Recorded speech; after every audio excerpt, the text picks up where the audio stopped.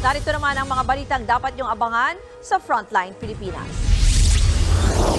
News 5 exclusive, isang barangay sa Pandi, Bulacan, bakit walang nakaupong opisyal? Nahihirapan tuloy ang nasa 3,000 residente.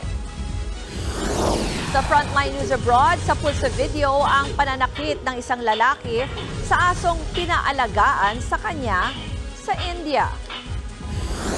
At sa showbiz, Catherine Bernardo ay banahagi kung paano niya na-achieve ang kanyang fitness goal. Yan ang mabilis sa pasada ng mga balitang dapat niyong malaman. Ako po si Ruth Cabal. Magandang hapon.